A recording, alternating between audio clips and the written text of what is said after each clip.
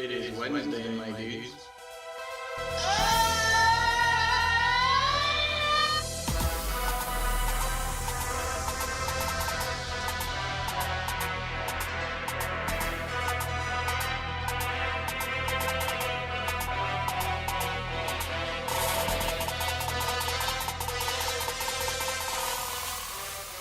Wednesday, my dudes.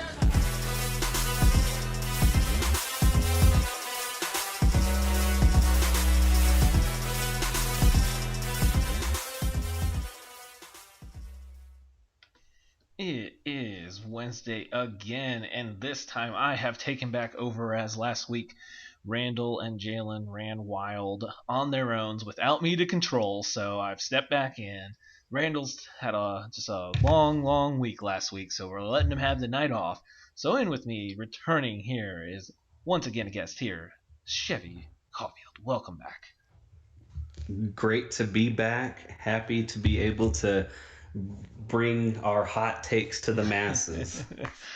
We got lots of college football takes to throw out there, so we will get to that very shortly. So we are just going to kick in right away. And as a reminder, of course, on the screen you should see, go to betus.com and use the promo code 12OZ to get that started with that nice little deposit bonus. It's always nice. I know Randall and I have been given a lot of picks here, especially heavy in college football, but Randall's NFL spread picks have done fairly well too. So, we're not so bad every once in a while. And this year, my college spread picks have been doing pretty good. So we'll be getting to those. I mean, we'll get more into detail on that. But first of all, we had a Game 1 World Series last night. And before I even get into thoughts of the game, once again, I feel like baseball kind of screws it up a little bit. And, it felt like the game didn't start.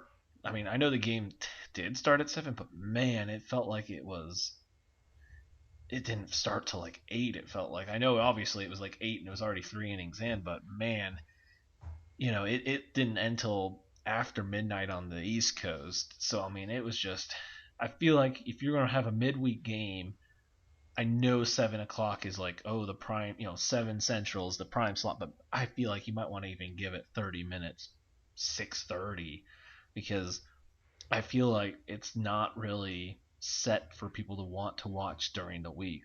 I mean, I'm not gonna lie, I didn't end up finishing the game. I did watch through 6 or 7. At that point, I'm like, I am just too tired. I need to go to bed.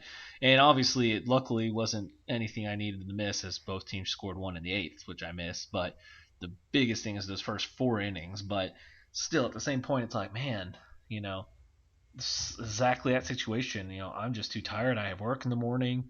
Like, I can't stay up this late and watch the game. And it just feels like baseball just once again shooting themselves in the foot, and Manfred's making comments about like, oh, it's a regional sport. We don't really need to worry about national audience, or not in that way, but it sure felt like it, which is a completely dumb thing to say. Just once again, just want to throw it out there. Baseball just doing baseball things and not wanting to get more audience, apparently. Seems like Manfred always. It's just he just always likes to show that he's the worst commissioner of the big four sports, and that's really saying something with Goodell over in the NFL. I mean, Manfred really does a lot to really hurt the sport. Not necessarily even just what he does, but saying things like that. I mean, you don't want your sport to be seen as a regional sport. Right. I mean, you've got on all 4 corners of the country, you've got a pro team. I mean, New York is love for baseball. There's a love for baseball in Florida and California. Maybe not necessarily since Ichiro has retired, but I mean, got the Mariners and see. I mean, that's a national, international even.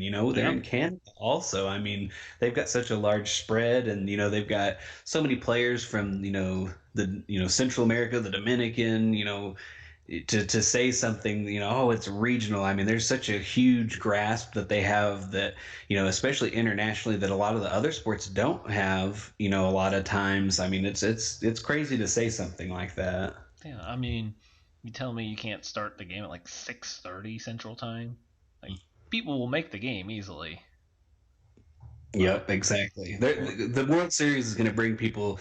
I mean, realistically, they could have the game at 2 in the afternoon. It's gonna be sold out. Everyone in right, every seat. I mean, people are going to go to it. yeah, exactly. So I mean, just like you said, Manfred just really likes to be like, I want to be the worst at something, or at least known to be the best at being the worst. Worst, so I guess he's got that crown for sure with a potential lockout looming too with the baseball CBA up. So we'll see where they go from there. We might have a World Series and immediately into a lockout soon after. Hopefully they can get that resolved pretty quick. But on the game end, I don't know. I would have thought this until obviously they showed the graphic, but Solaire's home run in the first was the first Game 1 leadoff home run in World Series history. I don't think I would have thought that in the history of World Series, no leadoff hitter has ever started the World Series with a home run.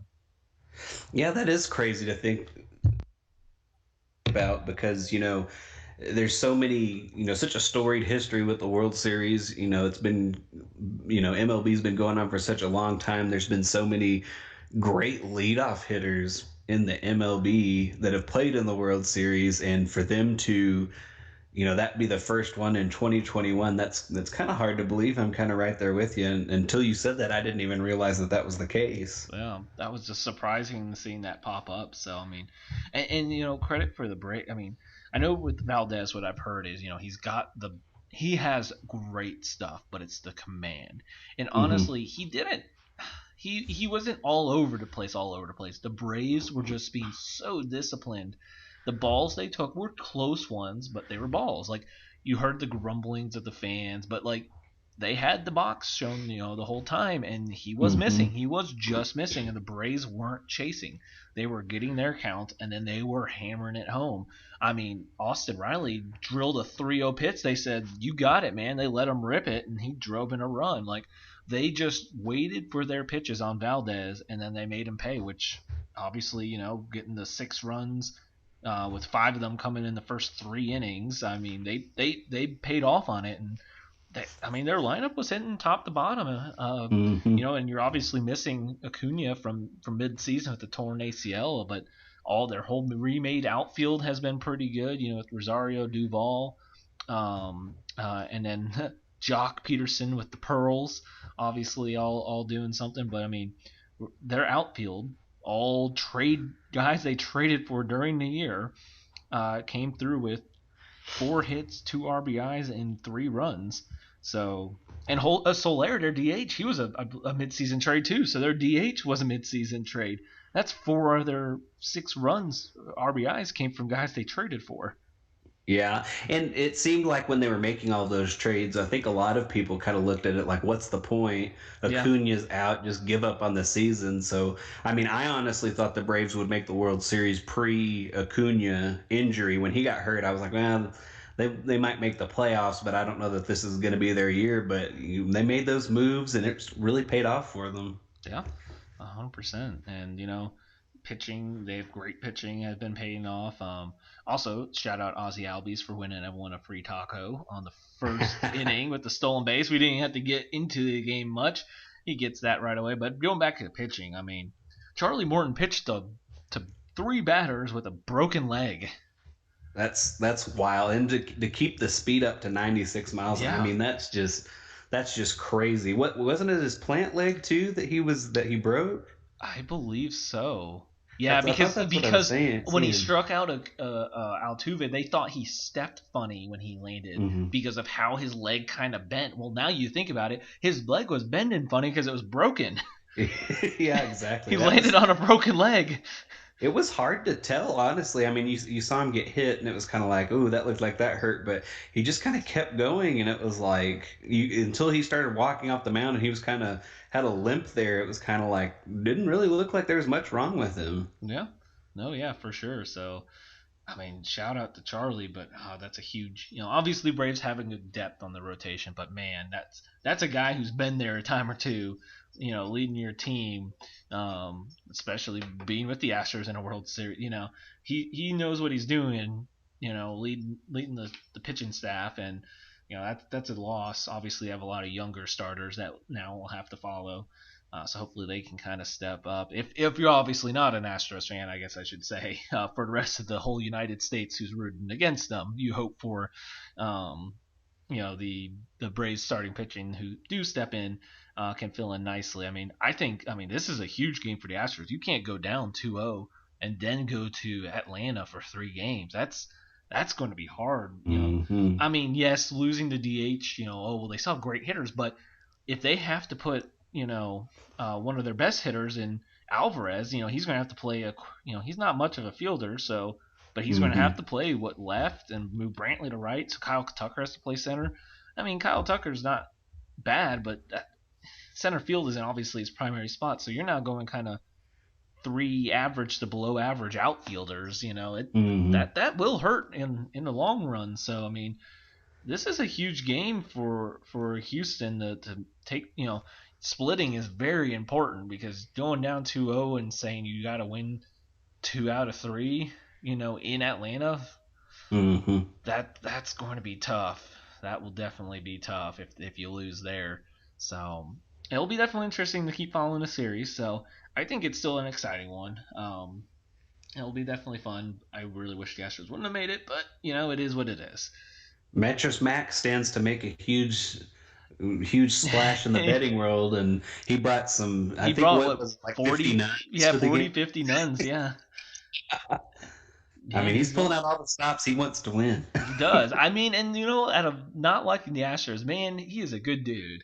Yeah, I know. He's literally the only saving grace for me right now with the Astros. Like, if they were to win, like, the only thing I could hang my hat on is, well, at least Mattress Mac won. Yeah, and he's going to do something good with that money. So yeah, he is. So I guess, yeah, you're right. That's going to have to be my silver lining if the Astros do end up winning this series.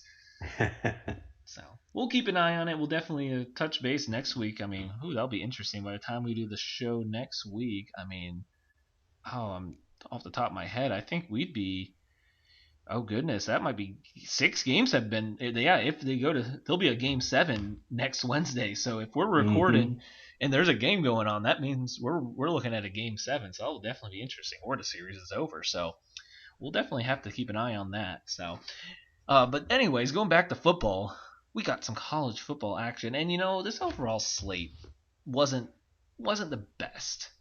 I felt like there was kind of some letdown games. Just like there's a lot of teams off, so that I feel like hurt a little bit. And maybe I'm just also a little sour because my picks, I finally went below 500 for the first time this year, and went 4-6 with my spread picks. I've been sitting 3 straight weeks at 5-5, so it wasn't the prettiest, but it wasn't bad. I went 4-6. I've dropped myself now to 41-38-1. My lock of the week now is 4-4, though. I did pick that one up.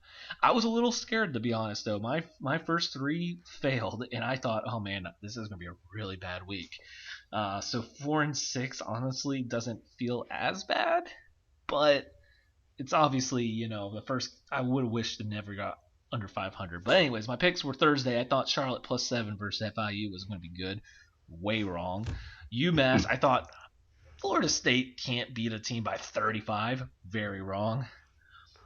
I made the mistake of thinking Illinois was so bad, Penn State can cover a 23.5. Very wrong in a loss in 9 overtimes, and I barely even combined the score 23 points. Then it turned around a little bit. Oklahoma State +7. Even with the loss, they did cover. Pitt -3 by lock of the week hit. BYU won but did not cover the 4.5 at Washington State. UTSA absolutely crushed Louisiana Tech for that cover of the -7. Nevada did keep it close versus Fresno State, got me at +3, and then I did fail the last 2 games. Did not see Miami winning, so my NC State -3 obviously did not hit. And Utah -3 at Oregon State was a little bit of a surprise. I thought Utah was kind of turning a corner and looking pretty good after they made the move away from very below average Charlie Brewer. But you're very brave for picking any ACC team to beat any ACC team. Yes. Any better.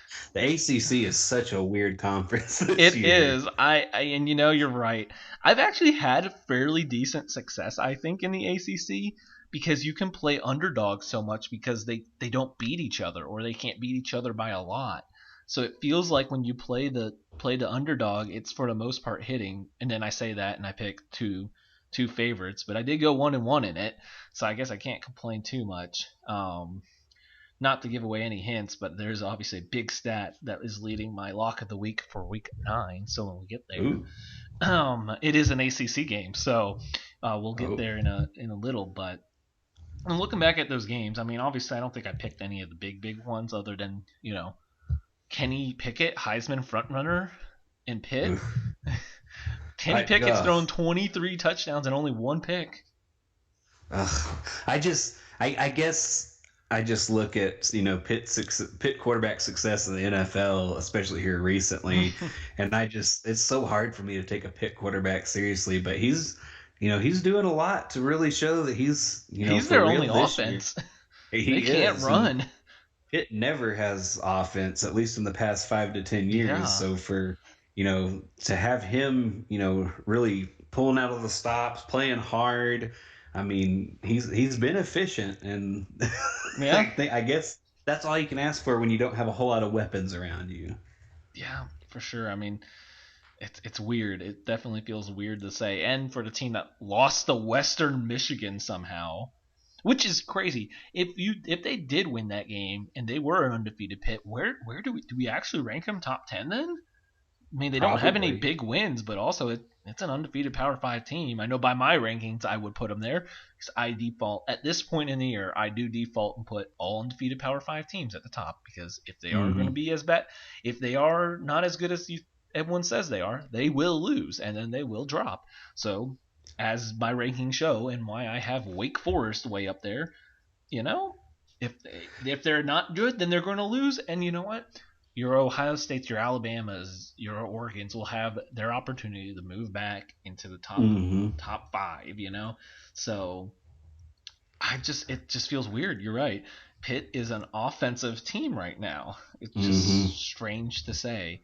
I mean, just looking back at the slate, though, I mean, game day went to Oregon, UCLA, and I feel like UCLA was favored, which is kind of a bad sign for Oregon, and they won. Credit to them for winning, but it's not really they just kind of have kept going down and down after that big Ohio State when you thought you could build momentum on. For me, the game of the week last week happened last Wednesday, that Coastal Carolina Appalachian State. And I'm just going to say, with all conference realignment going on right now, Appalachian State needs to go independent and just schedule top 25 teams, and they'll never lose a game because they just have an aptitude for upsetting those ranked teams. It's like they go in not intimidated whatsoever. Yeah. They just have it figured out, and they keep sending coaches other places, and they still keep doing fine. Are they the best team in North Carolina? This year, it looks like. I mean, you got NC State, but I feel like they're like up and down every week. They're just all over the place. I don't trust UNC at all right now. Well, that's because if the media didn't love them so much and say preseason they were going to do so well. It's our fault for saying they're good. Sorry, Matt. It's yours specifically, Dom. He was specifically talking about you. Yeah, that's what I get for saying, I think UNC could be good. That's what we get. That's what we get for believing in a team. Sorry, I guess we need to just hate your team and tell them they suck. But, yeah, I mean, I feel like, I guess the most interesting thing happened before we can turn over to some coaching talk, is obviously Oklahoma State going down, undefeated down, which once again, they were a 7-point dog as an undefeated 8 team versus an unranked team, yet lost. I mean, I think it's kind of what happens when we all see Spencer Sanders just can't carry a team. But he threw 3 touchdowns. I say that and he had a good game, but I just can't trust a Spencer Sanders led team. But it is what it is.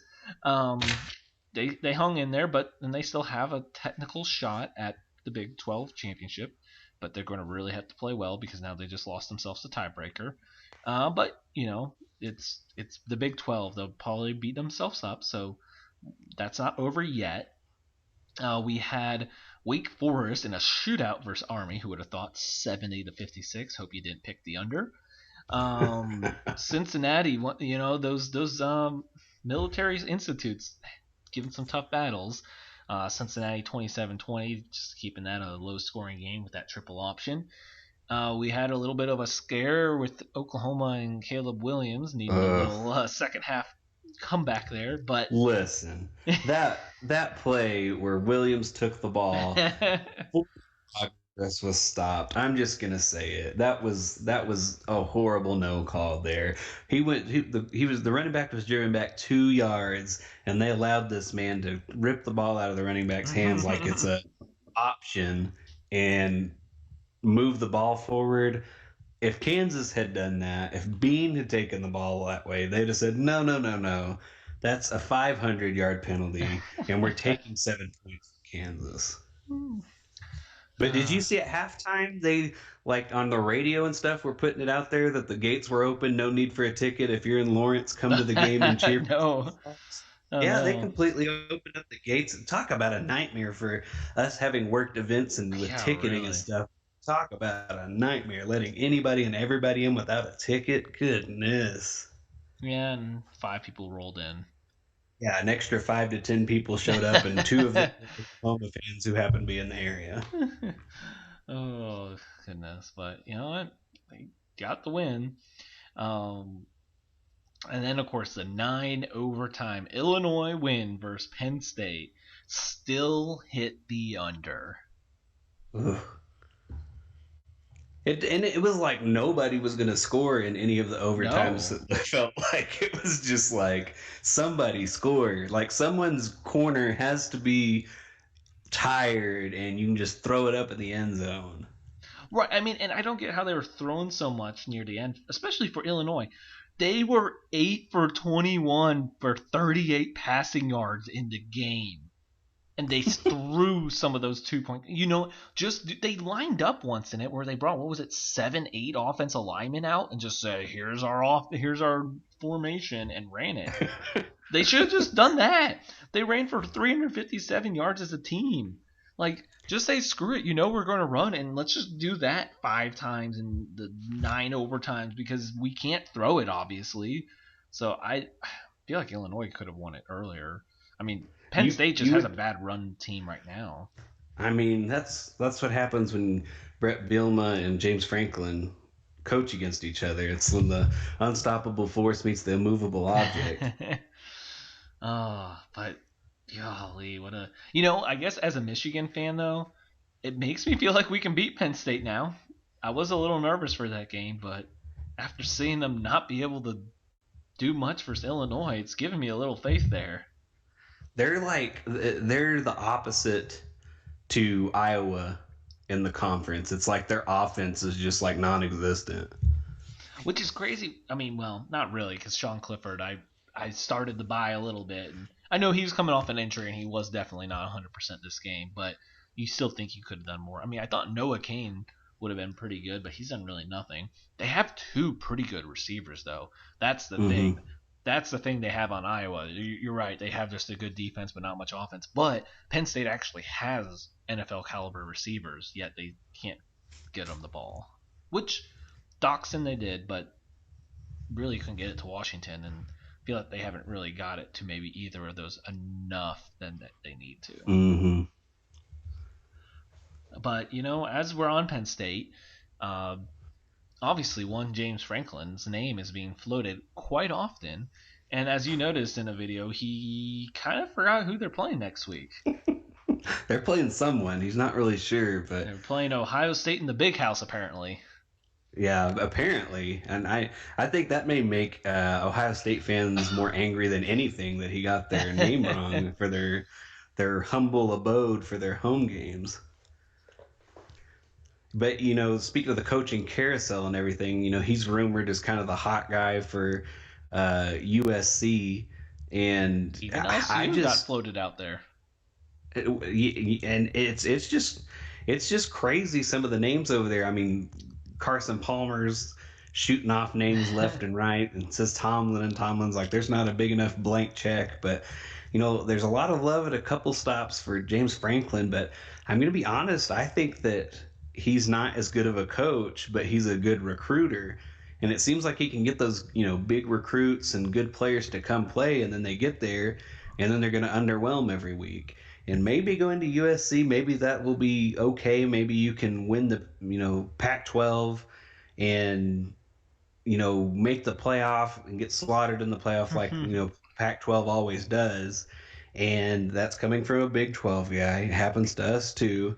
But going to Pac-12, maybe that'll work for him. I don't know, but it seems like he's going to have to find a way to do something with those big recruits, because if you get those big recruits and you don't win, you're going to get fired and on the hot seat, or those players are going to transfer somewhere else with the transfer portal, and then you're going to have to play with people that maybe aren't as talented, and then you're definitely going to have to find a way to win with less. And so he's going to have to get it figured out, because he hasn't really at Penn State. Yeah, I mean, I definitely agree on he's a very good recruiter. Maybe I don't know if I go too far on the coaching, but you're right. He has gotten very good classes and hasn't broke the corner that he could and probably should though at Penn State. Um, However, I do think I definitely agree on the point is if he goes to USC, he should in theory probably be able to run it because USC hasn't recruited like they should. So if he just recruits well there, that's probably instantly putting you in the Pac-12 championship game every year. It should. You're USC, you should be able to just by recruiting better because Clay Helton sure couldn't recruit. So I mean, he could in theory. You're right. Just get him into the game, get him into a few playoffs, probably get himself beat. But honestly, at the same point, is that not still an upgrade for Penn State? Because he's looked at Penn State at this point and go, can he really go anywhere else? We've seen him win the Big 12 and not even make the playoffs. So if he does that at Penn State, does he really have a fair shot at making the playoffs there? Mm-hmm. And it's like maybe every once in a while you get past Ohio State, but oh yeah, you probably might not even make the playoffs. So like, is that really your best shot? Or if you go to USC and one loss and win the conference, you're going to have a better shot at the playoffs. Well, and you kind of have to look at your surrounding too on your side of the Big Ten you're going to have to play every year. I mean, Ohio State, they're still Ohio State, but Michigan's getting back in there. Michigan's doing well. Michigan State's doing well. Yeah. They're getting back in there. So, I mean, that's three teams you are guaranteed to play every year that you're going to have to play that are going to take you, if you're good enough to beat them, they're going to take you to the last play on all three of those games. And so that's when it comes down to, how good of a coach are you? Are you a good enough coach to pull out those last second wins? And, it was a close one at Iowa, but, I was skeptical of them the whole time because their offense was just, it's Iowa's offense like normal. I mean, they've got phenomenal tight ends and that's about it. I mean, that's kind of the way they are. But, you look on the opposite side, if Michigan, continues their rise, Ohio State stays where they are, Michigan State stays where they are, and they're all pretty much top 15 teams. I mean, maybe it is better to go to USC, Yeah. and then, go to the Pac-12, be on the top of that, for as long as you can be, or if you decide to retire one day, or maybe you can do the Urban Meyer and go coach for Jacksonville when he's done. Yeah. I mean, I kind of feeling the USC looks more and more realistic for him. So, a couple other points. Obviously, we have LSU and Tech now open up. We'll touch on LSU as you have Coach O still hanging around the rest of the year, and he can just sit on the sideline and go, "It's you guys' fault, not mine. I'm out of here at the end of the year." It's such a weird situation to have, though. I mean, I get it. It's kind of a saving face. You won the national championship. I think it's kind of a courtesy thing, but it just kind of seems like, I mean, why would he continue to recruit? Why would he continue to coach hard? How's he going to, keep the players? In which there's some reports that maybe the players kind of were already, not sold on him anymore. But, how do you keep people from transferring if they don't like him, saying, I don't want to deal with him anymore. I'm going to that's just such a weird situation to involve yourself in, to not just go ahead and, get rid. But maybe he said, you're going to let me finish this year out, or I'm not taking a, lower buyout. Maybe that was the only way they could get him agreed to that lower buyout. Yeah, I mean, it's interesting. I feel like I haven't seen a realistic name yet because, I mean, I guess Franklin technically is, but I don't. I mean, I guess he did coach at Vanderbilt. Maybe he would want to go back to the SEC.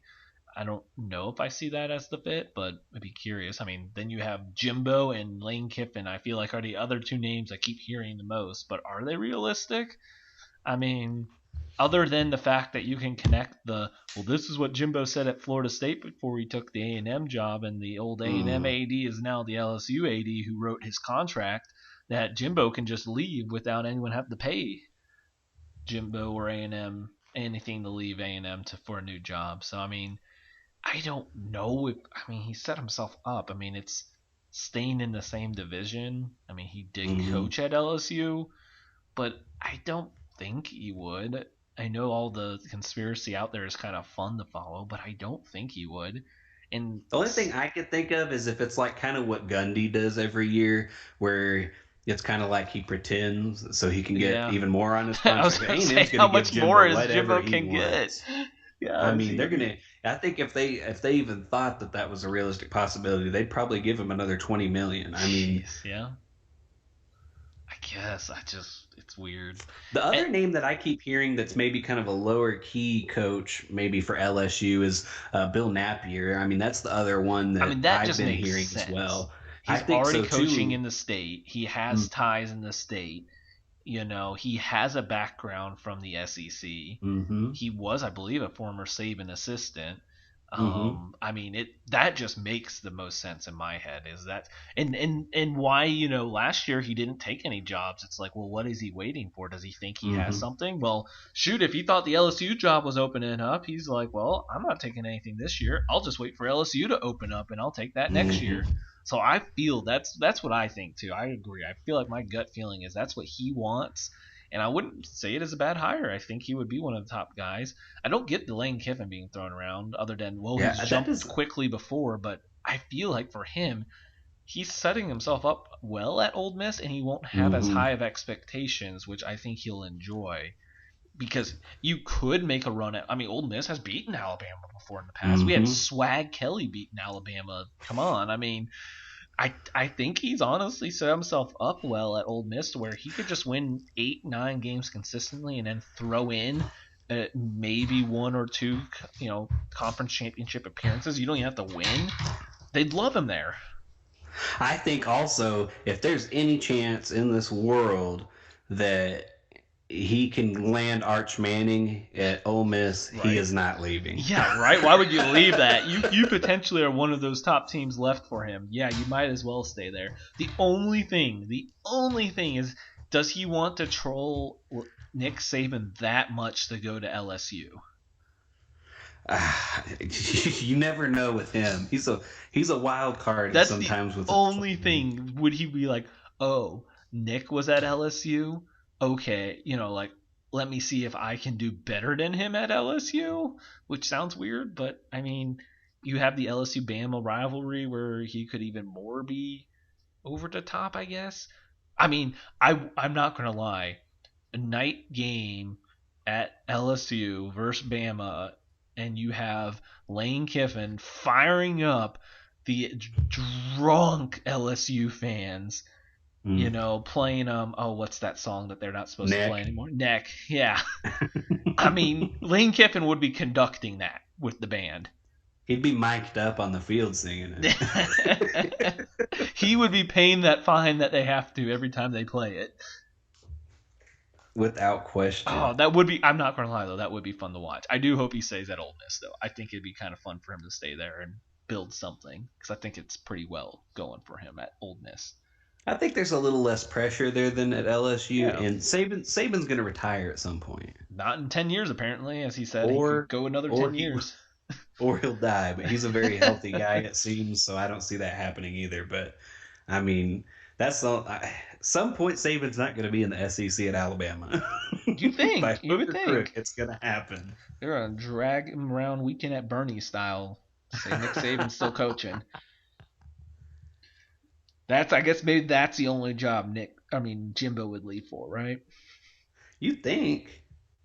But for a while it looked like they were just going to get Dabo afterwards, but after this season, I don't know. It's a little shaky. Does not recruit like you probably want. Dabo's not willing to take a risk on some character risk. Dabo says, that's not my culture. And Alabama says, oh, you sure do if you're coming here. Yeah. You just whip them into shape as Nick Saban does. Mm-hmm. You go to the Nick Saban school of coaching and you just straighten up and you're good. But we'll then move on to your Texas Tech Red Raiders, as it's been very interesting. As I obviously follow you and a few other Tech alumni, I get a lot of recommendation like tweets, and it's like the very random Tech tweets all over the place on this whole thing. I think I really did want Wells to work. I was a fan of Wells. I think obviously he's a great person. I think it was just a situation where he was not the right fit at Tech. I wish him the best in his future endeavors. Whatever he does next, he's going to get another coaching job. He's going to be okay. But I do have to say I was a little shocked. I thought Sunday it would happen. And so for when it didn't happen Sunday, I thought, okay, they'll let him finish the season. And then it comes out, middle of the week, and it was kind of like, whoa, that's crazy that happened like this. So, it was kind of shocking to me that it didn't happen Sunday, and then it did happen this week still. I started seeing tweets from a few people that kind of are in the Tech realm saying that the Board of Regents had voted that they were okay to move on unanimously, and I was like, and that was on Sunday, so I was like, oh, it's going to happen. But then it didn't, and I was like, oh, well, maybe that person doesn't know what they're talking about. And then it happened. So I have to go on record, though, and say a couple things. No to anybody with the last name Briles. No to Coach O. And no to John Gruden. Those are all names I've heard. I think of those really realistically, John Gruden's not realistic whatsoever. And I don't think Coach O's realistic. I think he's going to take a little time off. From what I'm seeing, I think there's some big money donors that want Briles, and I just, Briles being Art or Kendall, I do not want either of them. I don't think there's just too much baggage that comes with it, and you get those people on Twitter, oh, well, the NCAA said he didn't do anything wrong. Well, if that's your moral compass, what the NCAA says, then I hate to break it to you, but you might want to look for some more heroes.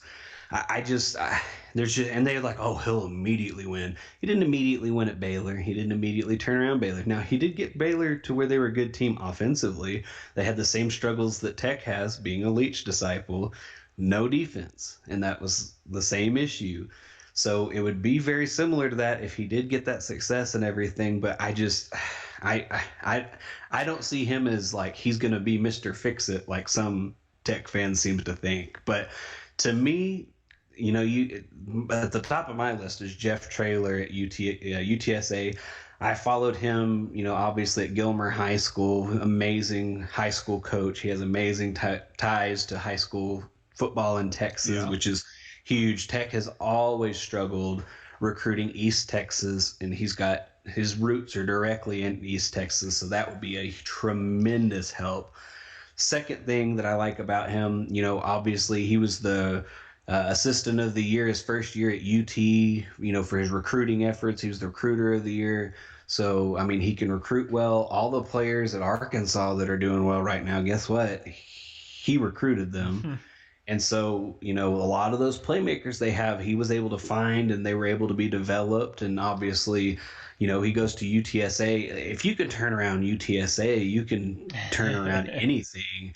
I mean, when I lived in the San Antonio area, Frank Wilson was the coach, and it was just, I mean, it felt like going to a UTSA game. I went a handful of times. It felt like in the crowd that was more of a sense of, it was something to pass the time. It wasn't necessarily like, a big to-do. And right now it's a big to-do, which I'm happy for San Antonio. San Antonio is such an amazing city with, great loyal fans for anything in that town. And so, for him to turn them around, them being undefeated, and, they're just such a good, team right now. It's just good to see that, and I think he could bring all of those qualities he has to Tech. He has such a great relationship with his players. They love playing for him. He's recruiting some players in West Texas area. I've seen a couple of players in our area get some offers from him. some smaller schools in our area. So I mean, he's looking deep for players that are really good players. Um, Another name that's kind of been up there is Sonny Dykes. Obviously, he is in the Leach coaching tree, but his father, Spike, was one of our coaches in the 90s, kind of a legendary coach. He was, one of the ones that coached Zach Thomas. He was kind of, I think, our coach O in our history. He was kind of that character coach. He would tell a joke that Lubbock was so flat that he could stand on his back porch and watch Zach Thomas run for 3 days. That was kind of a joke that he would tell. But he was a legendary coach here in the 90s, and he obviously was replaced by Leach, and then Sonny coached under Leach a little bit. You could tell he's learned a lot, being under him. The thing that really gets me though, obviously he's at SMU doing really well with SMU right now, but I just get scared. You look at his last Power 5 stop at Cal and didn't do very well at Cal. His best season, I believe, was with Tech transfer quarterback Davis Webb. I don't know. I don't know if it seems there's those coaches that are phenomenal group of 5 coaches, and then they move up, and it's like, did you move up too soon? Was it just not the right fit for you? And it's just you look at like Tom Herman. He was doing well at Houston, got the first 5-star at a group of 5, goes to UT, has no success really, and that's for maybe some different reasons. But Scott Frost from UCF going home to Nebraska. I mean, there's so many of those that are happening recently. It's like, are you really jumping the gun there by getting those kind of group of 5 coaches that have a couple of years of success? And then, the other name that's floated out there is Graham Harrell. Obviously, he was our quarterback for one of our, best stretches here recently. But, he's offensive coordinator at USC. He was offensive coordinator at North Texas. The their offense is okay considering kind of what they're going through. Obviously, they don't have a head coach right now. At North Texas, he had a pretty good offense going there. But how is that different than what we did with Cliff? Aside from Cliff did it at an SEC school and developed a Heisman Trophy winning quarterback. I mean, Yeah. I kind of see Cliff as a little bit better of a coordinator if you compare the two, kind of where they were pre this situation. Not saying we get him as our coach, but I just don't see. I think it's best to find somebody who doesn't necessarily already have ties with Tech, but does have ties with the state of Texas. That's what I think Tech needs to look for, and that's what we need in our coach. And we don't need the Bryles. I just have to. I can't stress it enough. We do not need anybody named Bryles on our sideline, and I just pray every night before I go to bed and every morning when I wake up, please do not let it be a Bryles. That's fair. Well, I do agree. I definitely think Traylor should be absolutely number 1, and I think I'm leaning. I know, like you said, it didn't work at Cal, but I think Dykes would still be number 2, at least having the Texas ties. Like you said, I get probably avoiding maybe having the Tech ties because I feel like sometimes Tech fans get a little too into that. Mm-hmm. But then also you saw what happens when they don't have a Tech ties and they killed Matt Wells before he really even could do anything. I have to say one other thing about the Bryles thing that I saw a Tech fan comment, and his comment was, everybody makes mistakes. Oh no. And let me say, everybody does make Yeah. mistakes. Sometimes we forget to turn in that report at work. Sometimes maybe we forget to move the laundry over to the dryer. Those are mistakes we all make. But what happened at Baylor, that's not a mistake. That's not, we don't, oh man, whoops. That's not something that everybody does. No, it's not. That's not a everybody makes mistakes category for sure. That's not a whoopsie. That's like that's a pretty big deal. Yeah, that's a no for me, dog. Well, you know what? We're just rocking and rolling, and I've decided this is a commercial-free show. So congrats out there, everyone. We're just going to keep rolling, and use BetUS120Z sports code. There's your commercial break. And you know what? It's time for my picks for next week. I need a rebound. I had a 4-6 week. I went 48, 38, and 1 right now. So this is time to step it up. I need to get going down the home stretch here. So last year I finished exactly 500, which to be fair, I had a really bad start where at one point Randall goes, I think you should stop making picks because of how bad it was going. I said, no, I'm going to finish this through. And I finished 500 on the year. So I will take it, and I'm trying to bounce above 500. So let's keep it going. Let's go up, and this is what we're going with. Friday, Navy plus 11 at Tulsa. Navy has been giving people a tough time, so I'm going to take the points. I've been picking against them, and they keep busting my spread picks. So you know what? I'll pick them this time. I am going to, for some reason, keep trusting another ACC team. Give me Pitt -9 versus Miami. They want to prove they're something. They need to win this game by double digits. So give me Pitt -9. My lock of the week, it sounds so weird to say. Give me Florida State +10 at Clemson. Did you know Clemson is 0-7 versus the spread this year? Ooh.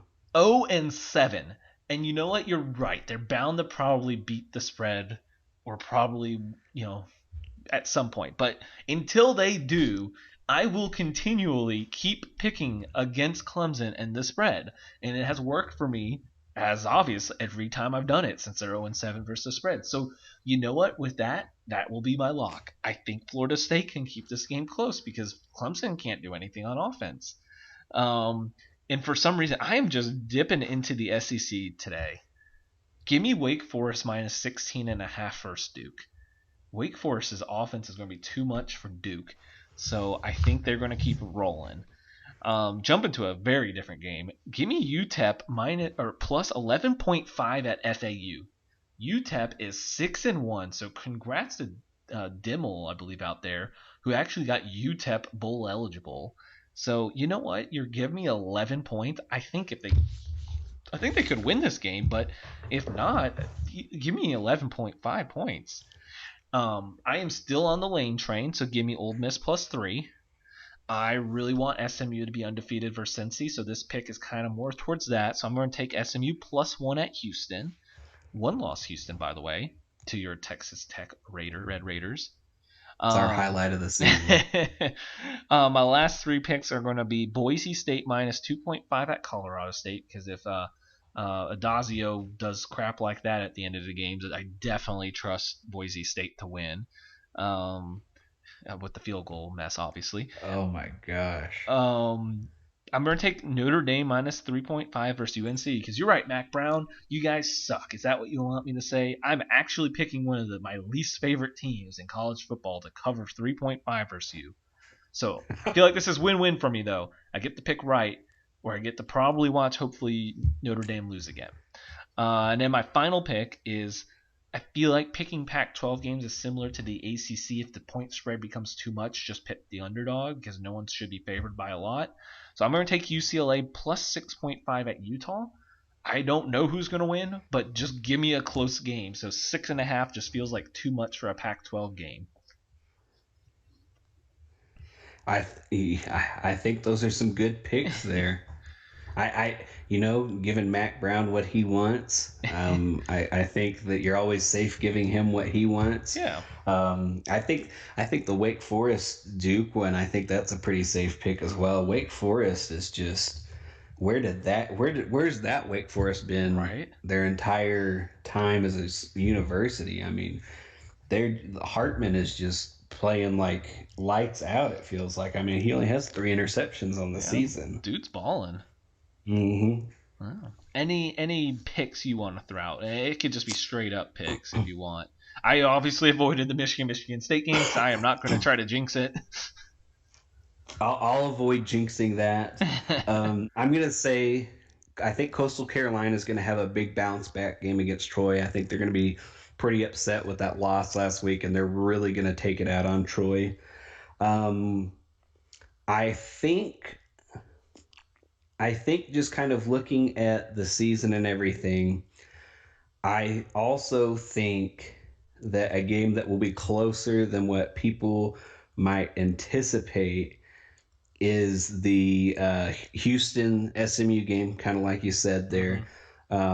You know, Houston 6-1. They lost their first game of the season, and sometimes it's against Tech, but sometimes you look early on in the season, teams really start figuring it out and hit their stride in the middle of the season. I think that will be a much better game than what a 19 ranked team versus an unranked team looks like on paper.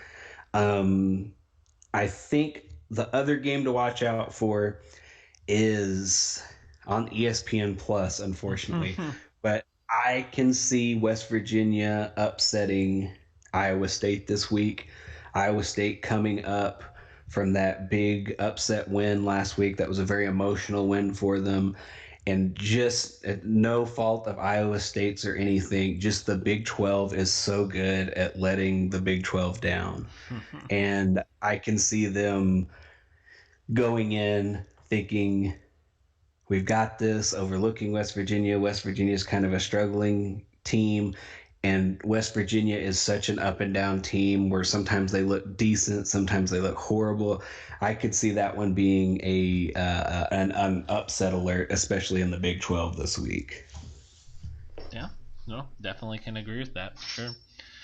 So all right, so going to here a little under 10, just a quick look here at NFL, because honestly, the games weren't that great this past week. You had a lot of the non-bye week teams. There's a lot of teams that are just obviously hit with some injuries. As you look at like the Sunday night game, that was just a mess in the rain. Monday game, you had Geno Smith and the Saints. Cardinals took care of business. Same with the Bucks easily. So really kind of looking at, I feel like the three biggest ones I would look at: Ravens, Bengals, Titans, Chiefs, and I kind of want to throw out. I don't know if I really want to throw out the fact that the Patriots scored 50. I know the Jets are terrible, but I guess that's kind of impressive at even scoring 50 in the NFL. I don't really care to spend much time. My two things are I know the two games I'm most interested weren't even close score-wise, but one, you have the Chiefs just absolutely doing nothing on offense. But then you have the Bengals absolutely going to Baltimore and taking care of business easily versus the Ravens, which I thought that would be a split. I believe in the Bengals. Like, my big prediction before the year was they go above 500, and that was a 9-8 pick. But they're sure looking better than that. Yeah, and I watched the Chiefs game pretty closely. A big issue with the Chiefs is the offensive line. It feels like there's just no.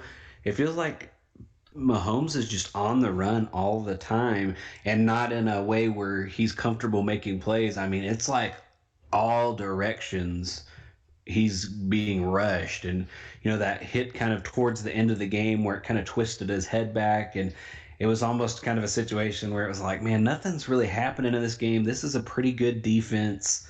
Maybe these last 8 minutes or so, maybe just take the L. Yeah. Go to the drawing board. Don't get your quarterback that you've. And a lot of people are really looking at it like, I don't want to say it's not Mahomes' fault now that everybody knows I've been outed as a Red Raider, but because a little bit of it is, it's got to fall on the quarterback as well and have those responsibilities. But I think it's like it starts with the line, but it's even just like the receivers, like they're not clicking. Clyde Edwards-Helaire, he's out. That kind of takes away a dimension there on the offense. It's like there's something wrong with the chemistry. It was almost like for a while Mahomes to Kelsey was just kind of automatic, and I feel like there's been more drops, here recently between them, to where it's kind of like, what is going on with the chemistry on this team? Is it his brother's TikTok dances? Is it his family's social media? I don't know what it is, and I say that tongue in cheek, but it just seems like everybody's kind of maybe the receivers are a step ahead or a step behind, or they're looking ahead to where they're going to run and they miss the catch, or his throws are just a little bit off. It's not the Chiefs we're used to seeing. Yeah, definitely. I mean, he His footwork looks very off, like he's forgetting if it's not an RPO what to do Mm-hmm. sometimes, and everything just looks very, very off and not in sync, like you said. And I think everybody needs to look at Tom Brady and what he does every year. It pretty much he takes a lower salary, extends his contract out so he can have, a better team around him. And I think everybody else needs to follow that because, I mean, he's got longevity. He's done great. He has a great career. He has Super Bowls MVPs, Super Bowl MVPs. I mean, offensive player. Yeah, his accolades go on and on, but he's a smart guy. That's why he's so good. He doesn't. It's not like he does anything that's just super, it's not like he can throw the football 120 yards. It's not like he runs a 3 flat 40. It's not like, I mean, he's intelligent about everything regarding the game, and that's including getting the good teammates and how can I help to get the teammates.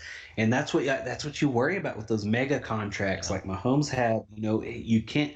The defense is not good with the Chiefs. I mean, it's literally it's literally Tyrann Mathieu and then everyone else in most games. And the defense needs help, but you can't bring in playmakers and free agency and stuff, and so you have to bank on getting people in the draft.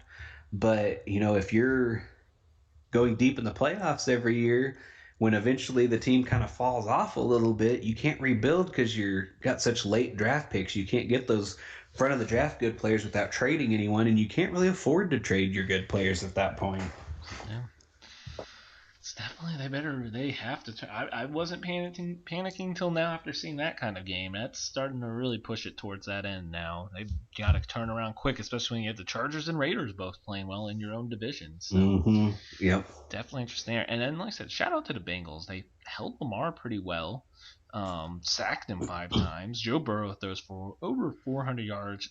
Jamar Chase over 200 yards receiving. So just defense playing well. I'm glad Jamar has figured that out because watching Burrow throw to him again is just so fun to watch, especially in the NFL. I mean, Jamar Chase he's filled the shoes of the AJ Green and the Julio Jones and those that are getting older, have had some injuries, things like that. I mean, he's a playmaker, and he's like that receiver that it's like you want to watch the Bengals play because it's what pass is he going to catch that's going to be a 60-plus yard touchdown. I mean, he just has that home run ability every single time he lines up. Yeah, for sure. Well, all right. Well, it's time to get some quick pick'ems for the games. So I will just throw them out there and give me your pick. All right. So we got Thursday night with the depleted Packers with a lot of injuries and COVID. Packers at Cardinals. I do have Cardinals. Where are you going? I've got Cardinals too. I'm a believer in the Cardinals. Their defense is good. Their offense is good. I mean, Cliff's showing he's got it, going on this season. Murray is just playing on a different level right now too. A lot of people were worried about his size and things, but man, he's a good quarterback. He's smart. He runs when he has to. He doesn't try to run. I mean, I think people look at size and they think, oh, he's going to get hit and get hurt. But he plays so smart that he avoids that contact where he's not getting those big hits. And so, but the defense, I mean, with a Kingsbury team, you think, oh, this offense is great. And the offense is great and fun to watch. But the defense has been so fun to watch too. I mean, they're just all around a good team. Yeah, for sure. Well, all right. So rapid fire here to end it. Panthers at Falcons. Where are you going? Panthers. I will actually go Falcons. Dolphins at Bills. Are we both on the Bills? Bills. Yep, no question. What are they doing in Miami? 49ers at Bears. I'm going to go 49ers here. I think Bears. I think that Fields is going to have one of his random days. All right. Steelers at Browns. Give me the Browns. Yeah, Browns. Eagles at Lions. Please, Lions, I'm picking you. Be the one win. I was going to say Lions. They get their first win this week. I hope so. Titans at Colts. I will keep the Titans rolling. Titans all the way. Yeah. Bengals at Jets. I don't even need to read that one. Bengals. Oh, same for the next one. Well, Zach Wilson's out. Rams at Texans. I think we're both going Rams. Yep. This will be Patriots at Chargers. I will go Chargers. Yeah, I'm going Chargers too. Jags at Seahawks. I've got Urban Meyer's got his finger just on it here. He's going to get a second win versus Geno Smith. I think so too. I think the Seahawks don't have it figured out. Jaguars. Football team at Broncos. I think the football team really has to win this game. Yeah, this is must win. I'm going Washington on this one as well. Bucks at Saints. Give me Tampa Tom. Yeah, the Tampa Tom's going to keep rolling with that backwards hat. Sunday night, Cowboys at Vikings. I'm going back and forth. I do think the Cowboys will win, but man, I think the Vikings could make it a good game. Yeah, I think in a close one, Cowboys as well. I think it's going to be dependent on how healthy Dalvin Cook is. Yeah. And finally, Giants at Chiefs. I mean, I'm going to go Chiefs, but they can't lose this game. It's over if they lose this game. I'm going Chiefs as well, but this is my ugly game of the week. I could see that for sure. I mean, you got to win this game. So, all right, there we go. We did it. We fit it in. We got everything in the books here. So, thank you, Chevy, for joining us. We will be back here next Wednesday here on 12 Ounce Sports. You can follow us on Twitter. We talk sports good. Have a great rest of your night.